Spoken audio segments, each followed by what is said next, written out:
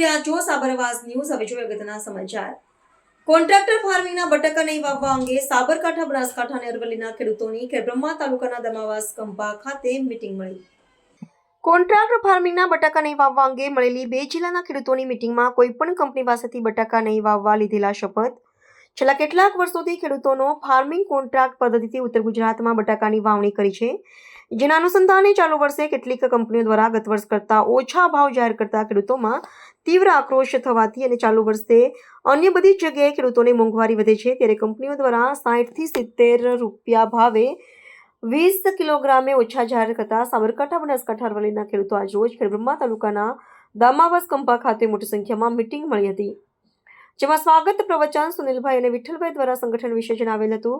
આ પ્રસંગે કોર કમિટીના રમેશભાઈ દ્વારા છેલ્લા 4 વર્ષથી સંગઠનની શરૂઆત થકી ખેડૂતોને મળેલા લાભો વિશે જણાવ્યું હતું અને ફક્ત એક જ ખેડૂતોના હાથમાં છે કે પહેલો ભાવ નક્કી કર્યા બાદ વાવેતર થાય છે, જ્યારે અન્ય પાકોમાં ભાવો વેપારીઓ કરે છે. ચાલુ વર્ષે તમામ ક્ષેત્રમાં રાસાયણિક ખાતરો, દવાઓ, ડીઝલ કે મજૂરીમાં મોંઘવારી સતત વધતી જાય છે, ત્યારે બટાકાના ભાવમાં કંપની દ્વારા 50 થી 60 રૂપિયા ઘટતા ખેડૂતોમાં ખૂબ આક્રોશ હોય. કોઈપણ કંપનીના બટાકા કોઈ સંજોગોમાં કોઈ ખેડૂત ઉતારશે નહીં તેવા આજે સૌ ખેડૂત મિત્રોએ શપથ લીધા હતા. આ પ્રસંગે બનાસકાંઠાના રવિભાઈ પુરોહિત, બડોલીના કલ્પેશ સરપંચ અને ઇકબાલગઢના અરવિંદભાઈ અને ઈડરના દલજીભાઈ સૌ ખેડૂતોને સંગઠનમાં રહેવા જણાવ્યું હતું.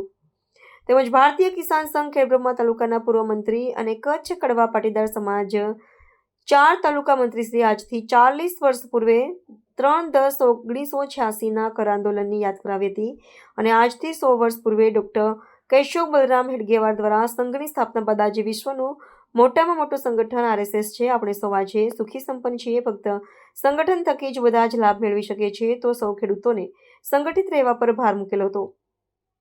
સમગ્ર કાર્યક્રમનું સંચાલન નરેશભાઈ પટેલ દ્વારા કરવામાં આવ્યું હતું અને આગામી દિવસમાં જ્યારે પણ જરૂર પડે ત્યારે સૌ કિસાનો એકત્રિત થવા નમ્ર અપીલ કરી હતી અને છેલ્લે રાષ્ટ્રગીત ગાય અને કાર્યક્રમને પૂર્ણ કર્યો હતો. રિપોર્ટર જીતેન્દ્ર કુમાર જોશી, ખેડબ્રહ્મા.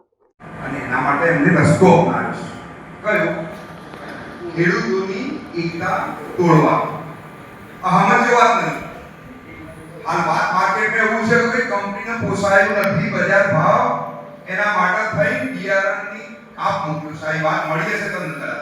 મળી છે? આપણને જે ધંધામાં નુકસાન જાય છે તે ધંધો કરવો જરૂરી છે. શા માટે વપરાવે છે? બંધ કરે. ખેડૂતો સામે જતા રહે કોણ બટાકા આપણું વાવી નાખું. સાહેબ એમની અંગ્રેજોની જ નીતિ છે. ભાગલા પાડો, રાજ કરો નીતિ આવી છે. આ બધી અંગ્રેજોની સમજી લેજો તમે. આપણો દેશ 1947માં આઝાદ થયો. મને આજે લાગે છે ખેડૂતો આ વર્ષે આઝાદ થશે. અત્યાર સુધીની અંદર આપણે જે કંઈ વાવ્યું, જે કંઈ લીધું, એના ભાવ કોણ કરતું? સાહેબ બીજા કરશે. આ એક જ એવી ખેડ પેદાશ. આવા ન્યૂઝ જોવા માટે સાબર આવાઝ YouTube ચેનલને સબસ્ક્રાઇબ કરો અને લાઇક કરો, જેથી હવે પછીના દરેક સમાચાર સબસ્ક્રાઇબ કરેલા હશે તેઓને નવા સમાચારની માહિતી મળી જશે.